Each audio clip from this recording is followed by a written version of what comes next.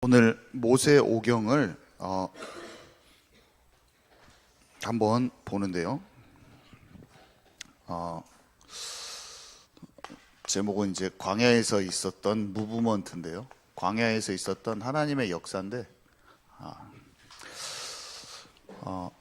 모세 오경, 창세기, 출애굽기, 레위기, 민수기, 신명기가 모세 오경인데, 그 모세 오경의 내용이 뭔지를 좀 보도록 하겠습니다. 제가 어렸을 때는요, 그 창세기는 그래도 좀 어느 정도 사람들 이야기니까 그냥 좀 이해도 가고, 출애굽기도 어느 정도 이해가 가는데 출애굽기 중반부터 좀 이해가 안 되더라고요. 왜냐면 십계명 성막 나올 때부터 막 이 성막을 뭐하러 이렇게 하지? 하는 그런 것들이 굉장히 어려웠었고, 레위기는 진짜 전혀 와닿지 않았어요. 왜냐하면 제사 드리는 내용인데 번제를 드리고 막 소제를 드리고 막 이게 막 번제를 드리거든요. 막 양 잡아서 드리고 이게 도대체 나하고 뭔 상관이냐 막 이런 생각도 많았었고,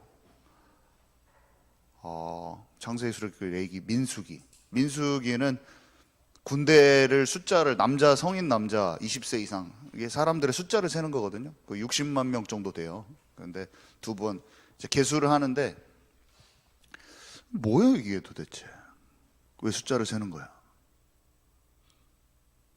신명기는 모세가 나중에 고별 설교, 그러니까 가나안 땅에 들어가기 전에 설교 내용입니다. 그거는 역사적인 기록이 아니라 지금 창세기, 출애굽기, 레위기, 민수기까지 와서 하나님께서 출애굽을 어떻게 하셨고 홍해를 어떻게 가르시고 그 다음에 주신 그 하나님의 말씀 이런 것들을 다 다시 한번 거기에 대한 의미를 막 설명해 주는 그런 설교문이나 마찬가지예요.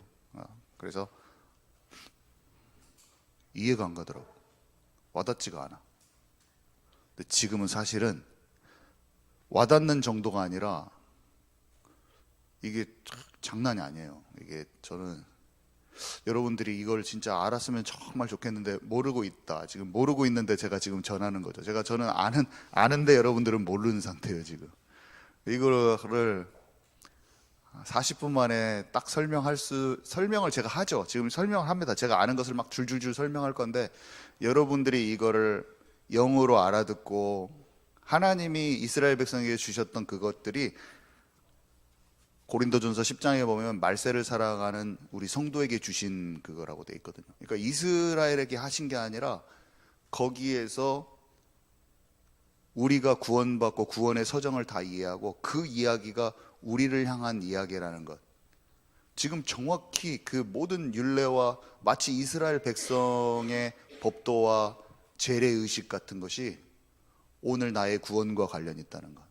오늘 나의 인생과 삶의 광야길이 오늘 나의 인생과 관련이 있다는 것을 알기를 원한다고 그랬어요. 고린도전서 10장에 보면 그게 말세를 살아가는 성도에게 본이 되게 하려고 기록하셨다고 기록되어 있어요. 오늘 나에게 주시는 내용으로 모세 오경이 정말 발견됐으면 좋겠고, 제가 그걸 아는 목사가 돼서 전할 수 있는 게 저는 하나님께 최고의 축복과 감사인데, 제가 모르고 중고등부 앞에서 고양이 죽은 얘기하고 내가 고양이 키우다가 죽은 얘기하고, 그때도 엄청 착하고 순수한 청년이었지만 딱 20년 전이었네요.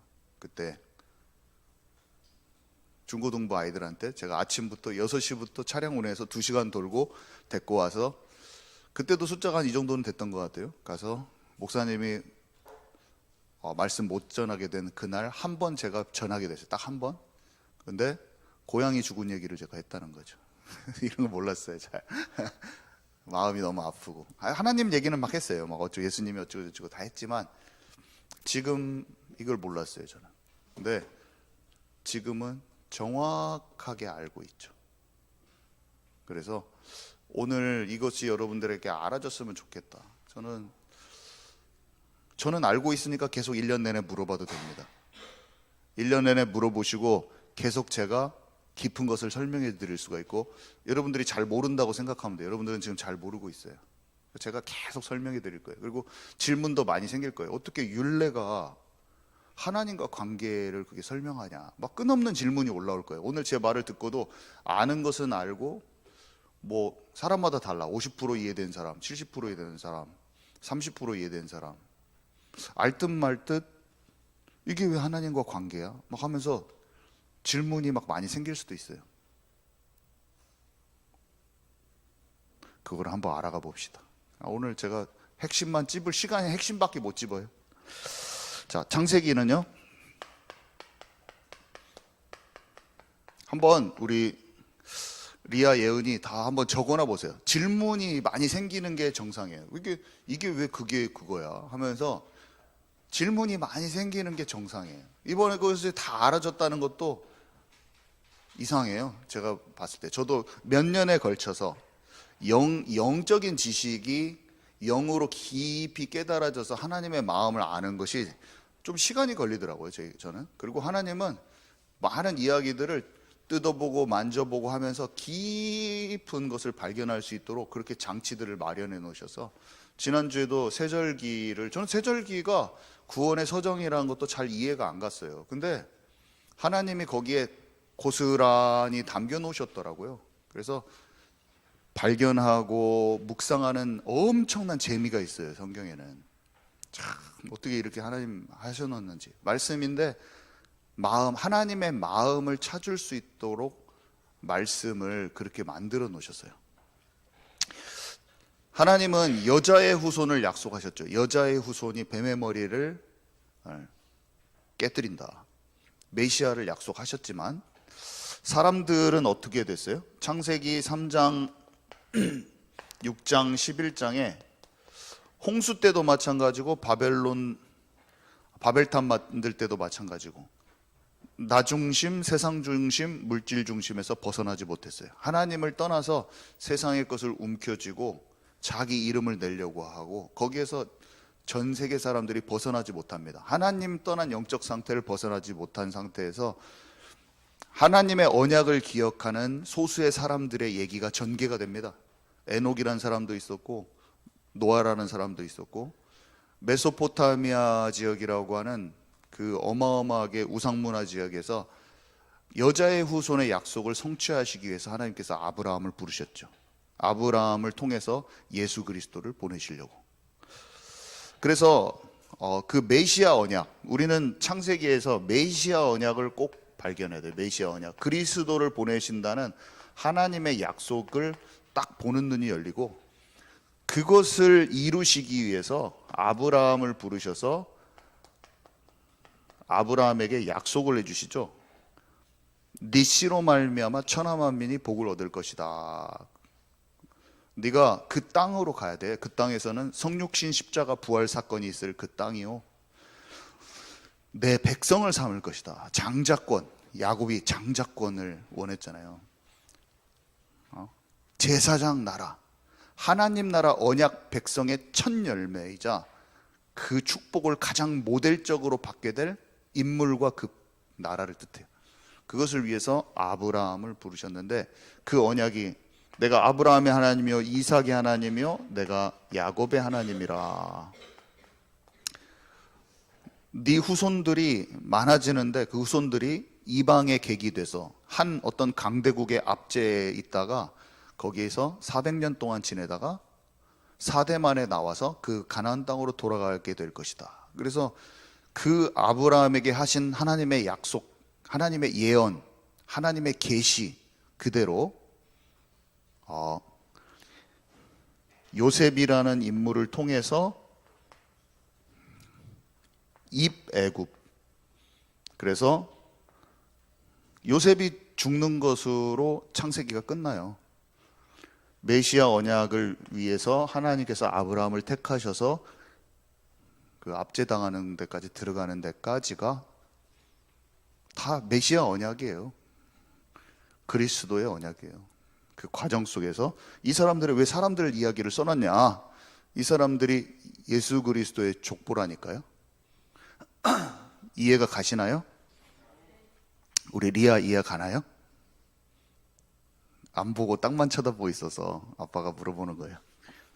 이거 이해 갑니까? 안 갔어요? 이게 이해 가요, 안 가요? 네. 판소리도 남원이 판소리가 유명해. 쿵딱, 내가 딱 때림짝에서 딱 얘기해주고. 우리는 주입식 교육에서 벗어나야 돼. 제가 많이 말했잖아요. 여러분과 저는 대화하고, 뭐 내가 무서운 사람도 아니고, 강압적으로 막 여러분 갈구는 사람도 아니고, 좀 편하게 들어야 됩니다. 편하고 마음이 즐거워야지. 여러분 마음에 답답한 것을 싹 버리고, 뭐 제가 여기서 막 여러분 쪼아가지고 막 공부시키는 것도 아니잖아요. 기쁘게 편안하게 들어야지. 막 이게 막 주눅 들어서 막 땅바닥 쳐다보고 괴로운 일이 되면 어떻게 살겠어요? 여기 곧 떠납니다. 여기 우리 많은 사람도 있지만 많이 떠났잖아요, 지금. 왜 떠났냐면 한 번도 마음에 들린 적이 없어. 그리고 마음이 괴롭잖아요. 이게 막 억압이 돼. 하나님은 이스라엘 백성들에게 율법을 주신 이유는 마귀에게 속한 자가 되지 말고 그 말씀 안에 거하라는 거였어요. 근데 하나님이 아무리 사랑함으로 율례를 줘도, 제가 아무리 여러분들을 하나님이 이스라엘 백성들을 억압하려고 율례를 줬을까요, 여러분? 받아들이는 사람의 입장에서 어떻게 본 거냐면, 하나님의 마음과 그런 사랑하심을 못 느끼고 스스로 아휴, 나한테 뭘 시킨다냐 이렇게, 아휴, 율례가 짐이네, 막 옆에 사람들 뭐 훔쳐먹지도 말라고 하고, 그냥 막 제사는 이렇게 지내라고 하고. 목사님이, 여러분 세상에서 미디어랑 이런 거 다 중독되면 여러분의 인생이 망가지고 마귀한테 속습니다. 그리고 예배를, 진짜 예배 속에서 하나님의 사랑을 찾아야 돼요, 이렇게 말을 했는데, 아침에 일요일날 진짜 힘들어 죽겠는데 나오라고 하고, 나 뭐 넷플릭스 그거 하나 못 보게 하냐, 진짜 목사님 진짜 날 뭐 이렇게 하라고 하지 말라고, 해라고 하지 말라고 했었냐. 이스라엘 백성들의 마음이 그거였거든요. 하나님 안에 거하는 참 기쁨과 그것을 들어오라고 얘기하는데 자꾸 이스라엘 백성이 어떻게 생각하냐면, 모세 목사님 뭐를 뭐 남의 집에 뭐를 이렇게 막 이렇게 욕심내지 말라고 하고, 뭐를 이렇게 그렇게 너무나 이렇게 제재를 많이 가하냐, 막 이런 입장인 거예요. 그게 하나님의 사랑으로 들어오는 걸 모르고, 모세가 율법주의적으로 그들에게 대한 게 아니라 받아들이는 사람이 율법주의적으로 받아들인 거예요. 백성이. 하나님이 율법을 주셨지만 하나님은 사랑으로 주셨거든요. 근데 그것을 율법주의적으로 받아들이는 거야. 어떤 사람이 교회 목사님을 막 욕해. 우리 목사님은 율법주의라고 욕하는 거예요. 복음 전해줘야지 맨날 뭘 해라 마라. 근데 잘 보잖아요. 그 사람이 하나님의 그 목사님을 통해서 하나님의 사랑을 느끼려고 하는 것보다 자꾸 왜 나한테 뭘 시키고 막 이러냐, 그런 식의 입장인지 몰라, 자기가. 여러분 진짜 모든 오해를 벗어나야 돼요. 눈물로 기도하고 하나님의 사랑을 전한다고 해도 받아들이는 사람의 입장이 다 이스라엘 백성같이 되어 있으면은 깊은 곳으로 못 가는 거예요. 제 말이 지금 이해 가나요? 이 말이 이해 안 갈 수도 있어요. 제 말이 이해 갑니까? 이해 좀 안 가시는 얼굴인데? 이해 가셨죠? 이 말이?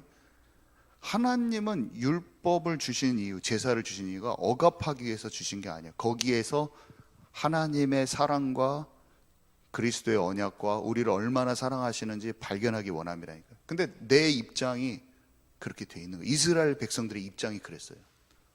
그 율법주의에 갇혀서, 스스로의 율법주의에 갇혀서 너무너무 힘들었잖아요. 그걸 형식으로만 되고, 전한 모세가 잘못한 게 아니에요. 근데 모세만 원망하다 끝나거든요. 당신이 우리 끌고 나와서 이 모양 이 꼴로 했고, 자기가 율례를 받아들이는 입장이 하나님을 사모하면서 오는 게 아니라 뭐를 시켜야 되냐, 그런 입장이에요. 교회들이 엄청 그렇게 돼 있습니다. 수많은 청소년들이 하나님의 사랑으로 못 들어가고 형식과 이런 것에 매여가지고 다 죽어나가고 있어요. 근데 그게 원망까지예요. 목사님 원망까지예요. 근데 그 원망이 자기가 갇혀있는지를 모르는 거예요. 여러분, 그거를 발견해야 됩니다. 우리는 진짜 이거를 발견해야 돼요. 자, 그래서요. 출애굽은 당연히 출애굽기는 어디서부터 시작하냐면 모세 얘기부터 시작해요. 요게벳이랑 모세 얘기. 그래서 모세를 통해서 10가지 재앙 통해서 홍해를 건너고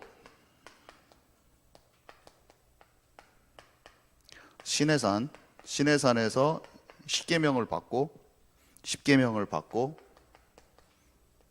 하나님이 성막에 대해서 모든 성막을 어떻게 만들지 알려주는 그 장면이 나와요.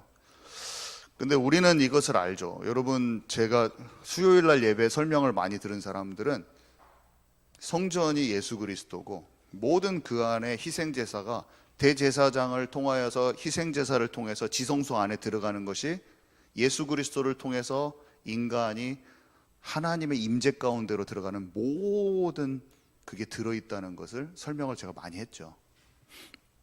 그래서 저는 이거 몰랐고, 자, 그 다음에 레위기는요,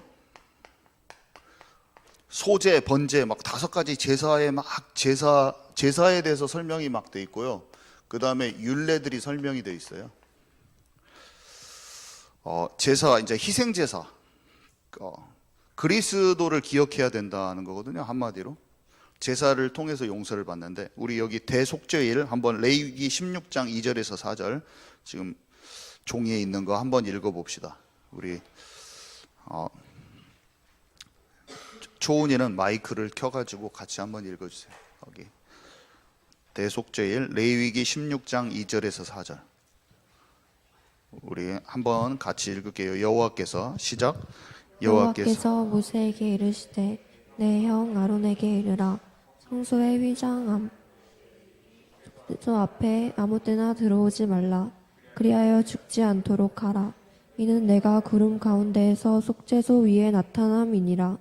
아론이 성소에 들어오려면 수송아지를 속죄제물로 삼고 순 양을 번제물로 삼고 거룩한 세마포 속옷을 입으며 세마포 속바지를 몸에 입고 세마포 띠를 띠며 세마포 관을 쓸지니 이것들은 거룩한 옷이라.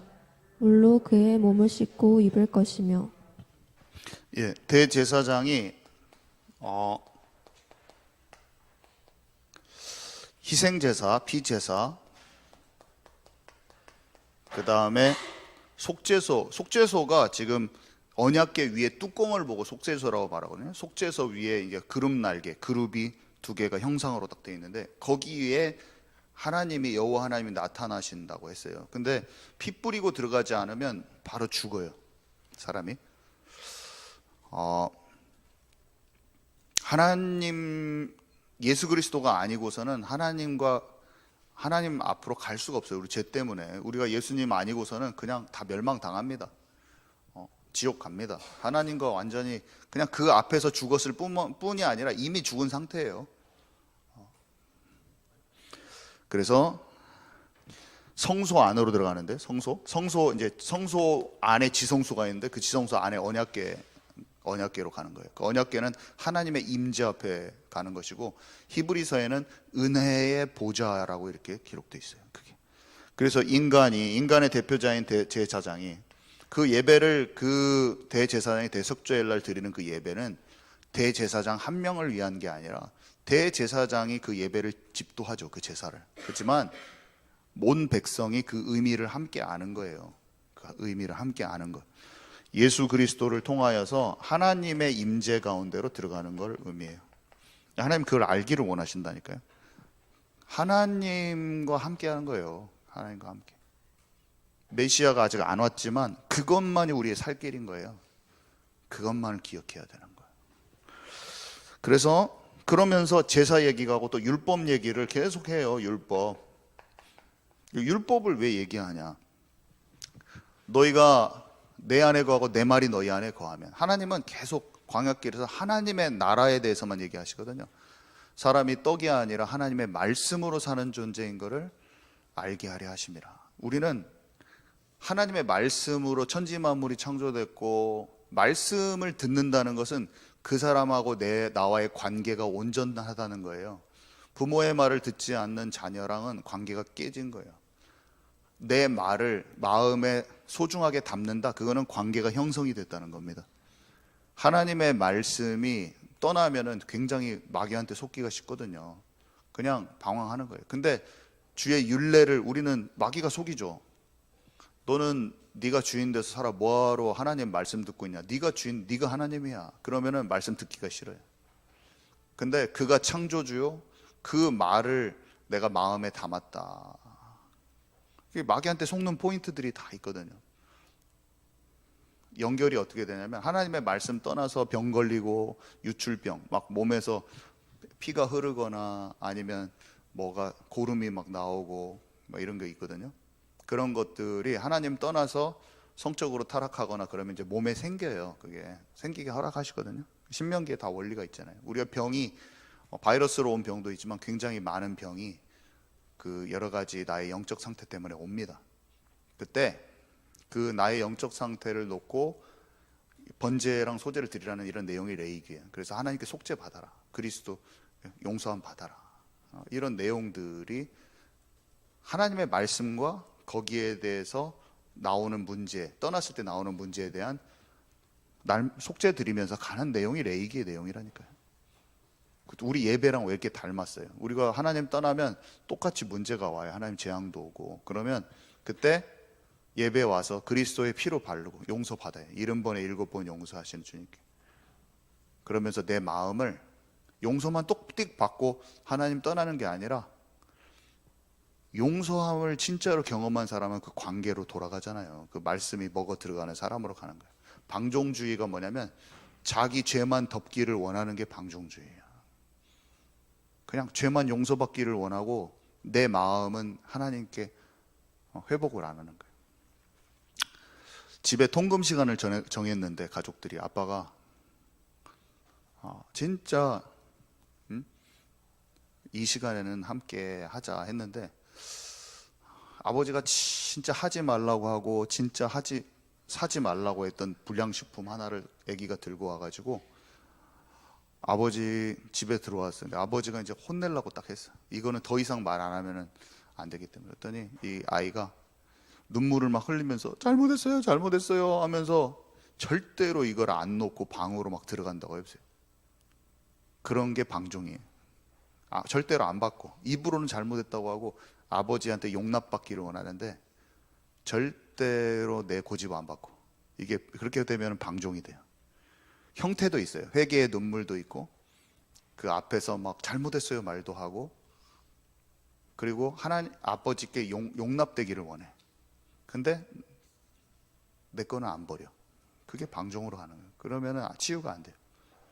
때로는 호되게 혼나야 되는 이유가 뭐냐면 아버지가 혼내는 쇠추리를 드는 이유는 걔를 상처를 주기 위함이 아니에요. 다리에다가 상처를 아이들한테 상처 입히기 위함이 아니에요. 때로 우리에게 징계가 오는 이유, 질병이 오는 이유, 그거는 깨닫기를 원합니다. 깨달으면 다 치유됩니다. 주님 다 치유하셔요. 다 치유해버려요 주님이. 근데 우리는 막 그것만 해결하기 원해요. 그걸 질병만 낫기를 원하고, 그리고 내 마음은 안 돌이켜요. 근데 레이기에 있는 내용은 뭐냐면 제사를 통해서 회복되고 그 병도 막 다 고쳐집니다. 병이 고쳐지는 게 답이 아니라 관계를 회복하는 거예요, 하나님과. 우리가 이 짐승의 제사를 더 이상 빌을 필요가 없죠. 예수님께서 단번에 십자가에 죽으셨기 때문에. 그렇지만 우리가 십자가에 똑같아요, 원리가. 그때는 오실 메시아를 놓고 번제를 드린 거죠. 근데 지금도 마찬가지예요. 예수 십자가로 다 끝났는데 우리가 예배 속에서 그리스도를 항상 기억하는 게 똑같이 있는 거예요. 번제를 드리는 거랑 되게 똑같아요. 되게 의미가. 그래서 레위기의 이 예배와 율례가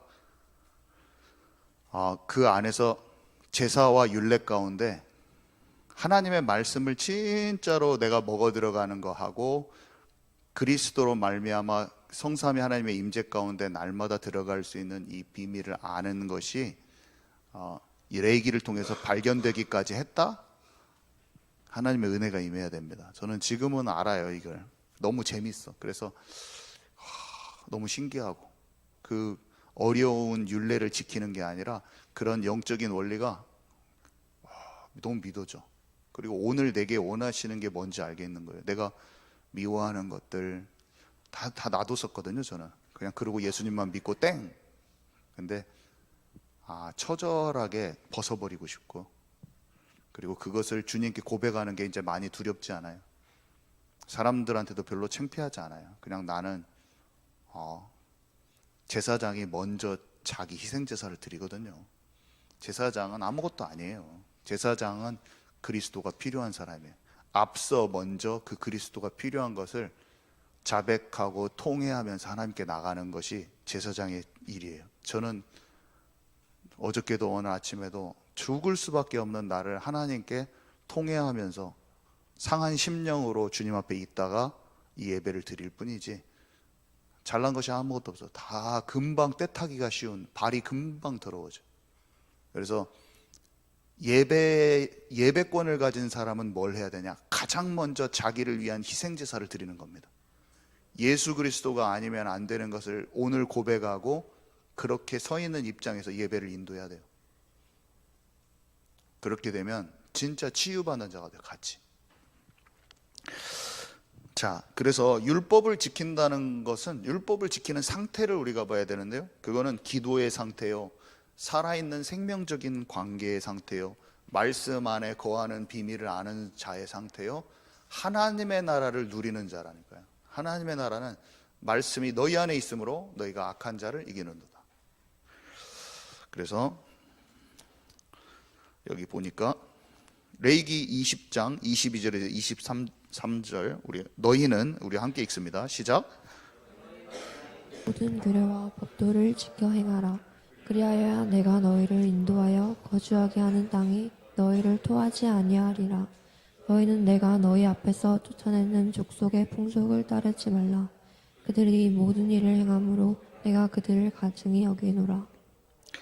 우리가 세상에 많은 땅을 정복하게 돼 있습니다. 뭐 문화의 영역, 경제의 영역, 뭐 많은 영역을, 약속의 땅들을 취하게 되어 있어요. 근데 약속의 땅이 우리를 토해내게 돼 있어요. 어떻게 하면 토해냅니까? 하나님의 말씀을 떠나면 토해지는 거예요. 그 가나안 족속의 풍습이 이 세상에 만연한 거예요. 거기에 물들기가 너무 쉬운 거예요. 가나안 족속의 풍습이 레위기에 다 써 있습니다. 근데 그 중에서 가나안 땅의 풍습이 그대로 지금도 일본 만화, 웹툰, 여러분들이 컴퓨터에 들어가면 가나안 풍습에 정확히 똑같은 것들을 다 만날 수가 있고요. 지금 청소년들과 청년들은 전부 다 이 가나안 풍습에 장아찌처럼 쩔어 있다고 생각하면 돼요. 이 얘기를 가나안 풍습에서 나오라고 하면 기독교인들 뭐 아무리 미션 스쿨이라도 가서 만약에 전하잖아요, 여러분을 돌로 찍어버릴 겁니다. 정말이에요. 여러분들을 돌 던져 죽일 거예요. 정말입니다. 눈이 살기 있는 눈빛으로 바뀔 거예요. 우리 청년들 여기서 다 빠져나온 청년들이죠. 지금 1000명의 학생들한테 말해도 단 한 명도 반응하지 않고, 빠져나올 이유는 당연히 모르고 눈이 맹렬히 공격하는 눈빛으로, 제가 4년 동안 그 눈빛을 받았는데 1등으로 따라다니던 사람 중에 한 명 나왔죠. 여기 그 매섭게 돌을 던지는 눈빛으로 봤는데 정말로 불러도 에녹이 아무리 말해도 안 돌아옵니다. 노아가 마지막 때는 노아의 때와 같으리라. 노아가 말해도 방주로 안 와요. 미션 스쿨 1000명 있는 데서 4년 5년을 계속 말을 전해도 단 한 명도 안 들어왔어요. 단 한 명도 가나안 풍습에서 나오라는 말을 안 들었어요. 예수 그리스도 통해서 생명의 길이 있다, 안 돌아왔습니다. 근데 문제야 3임 세 손가락 안에 드는 한 명 나왔죠. 여기 앉아 있어요. 돌아올 사람이 있어요. 한 명이라도. 그 성과 마을에 들어가면 합당한 자를 찾으라고 했는데 그 한 명이 있는 겁니다. 그래서 그 한 명을 찾으라고 하신 거예요, 주님이. 그리고 된다 안 된다 너무 포기하지도 마시고 그 한 명을 향하여 가는 겁니다.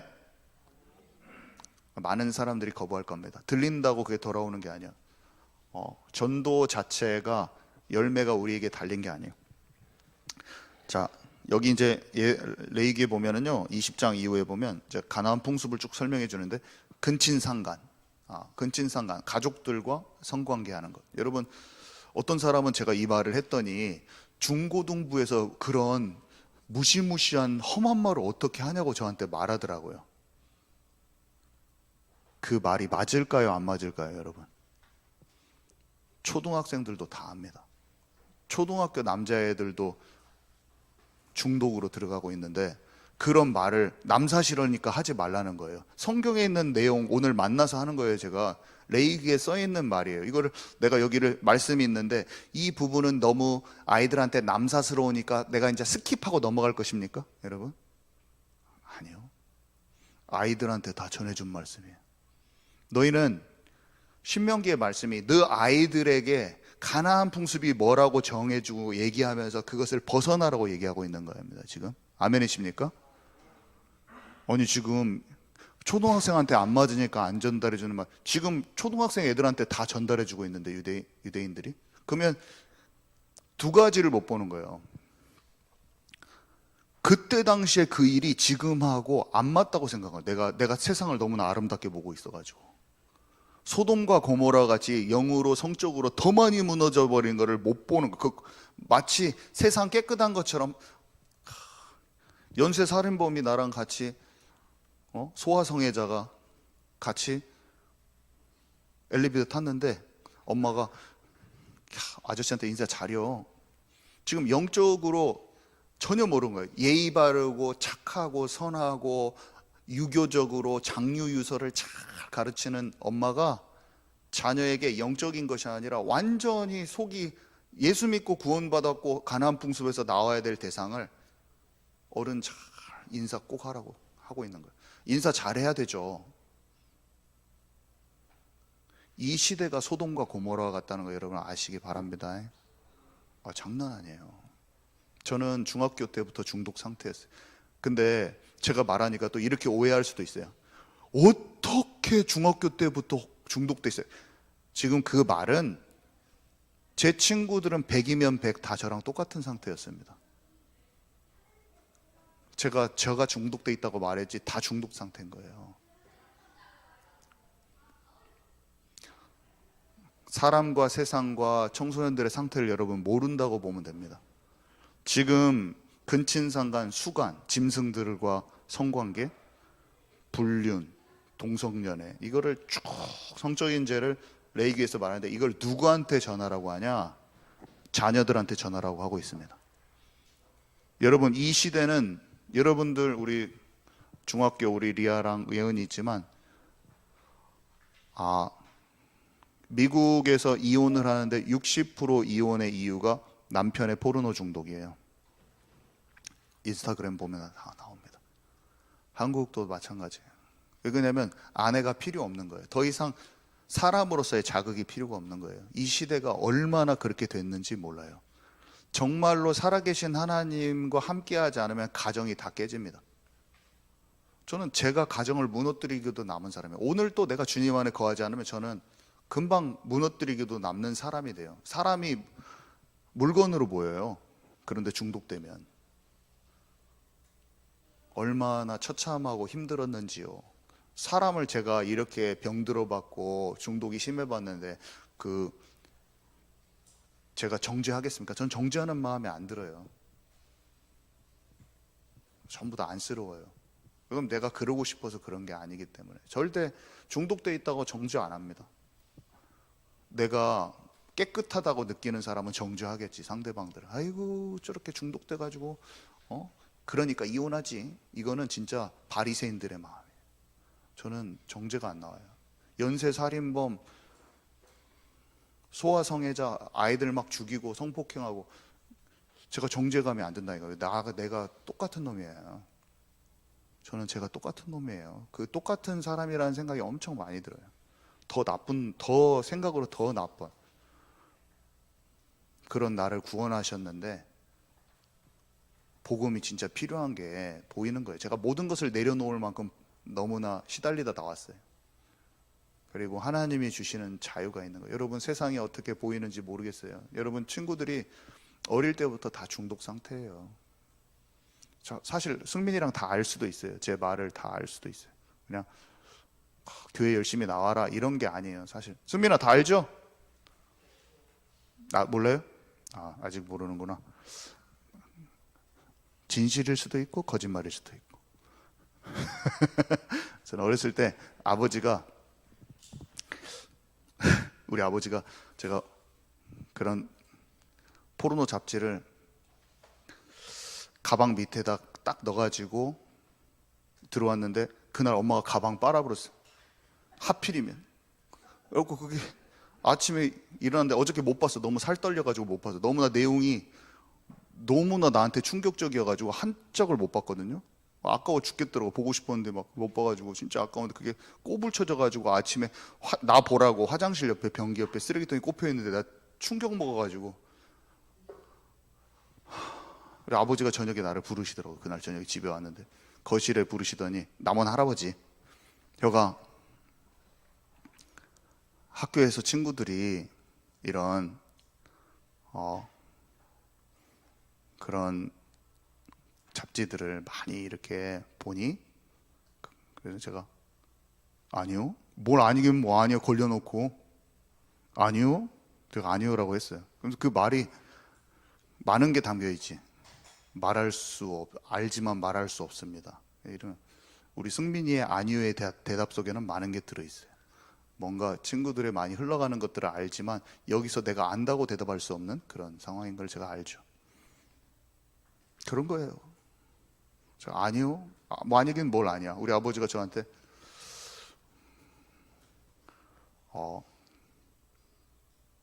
벗어나라고 이렇게 말해주셨죠. 근데 잘 못 알았어요. 깨닫지 못했어요. 저는 더 깊이 들어갔습니다. 그날 이후로 더 깊이 들어갔어요. 더 깊이 들어갔어요. 지금 청소년들은 다 깊이 들어가요. 그게 이제 나중에 병으로 옵니다. 저는 알러지로, 어떤 친구들은 성적인 거니까 나중에 자녀의 문제도 올 수 있고 자기의 성적인 부분이 무너집니다. 하나님이 정확히 저에게도 징계가 왔어요. 너무 힘들었어요. 근데 그 징계가 하나님의 뜻으로 온다는 걸 깨닫기까지 참 오래 걸렸어요. 근데 어찌나 복음을 알고 이게 많은 게 이해가 가든지요. 하나님이 나를 죽이기 위해서, 힘들게 하기 위해서 알러지나 불치병 같이 힘든 것을 해결할 수 없어요. 병원에서 해결할 수 없는 병을 주셨다는 것을 예수님 안으로 들어가니까 그게 또 다 치유되는 거 있죠. 다 치유 안 된다고 하는데 치유가 돼버려요. 저는 약을 10년을 넘게 먹었는데 다 끊었어요. 어떻게 그 약을 끊게 될 줄이야. 안 좋은 거 먹어가지고 다른 약은 또 먹고 있지만 아무튼 내가 하나님께서 이런 것들을 넘어서게 하시는, 실제로 나에게 정확히 말씀하시는 게 있더라고요. 이게 구약의 이 레이기랑 이런 게 죽은 말씀이 아니라 살아서 역동적으로 역사하시면서 지금도 나를 치유하는 말씀입니다. 나를 하나님께로 실제로 돌이켜버리는 말씀이에요. 그래서 지금 육신적으로 뭔가 병이 좀 있다고 너무나, 그거는 좀 시간이 걸리더라고요. 내가 너무나 스트레스 받은 것, 신경이 눌린 게 오래된 부분이 있어요. 근데 말씀 안에서 영이 살아나는 것에 더 집중하시기 바랍니다. 여러분, 마음과 생각이 스트레스 같은 데서 굉장히 자유케 되잖아요. 그럼 나중에 몸이 회복되더라고요. 몸은 너무나 회복이 천천히 되더라고요. 그래서 일단은 몸의 회복을 약간 놔두고 그냥 괜찮아요. 어차피 다 똑같아. 사람들 다 이런저런 모양으로 다 망가져 있어요. 근데 놔두고 영으로 말씀을 듣는 데 집중하면 내 마음속에 실타래 같이 묶여있는 혼의 영역에서, 마음, 생각, 정신, 감정의 영역에서 자유가 임하더라고요.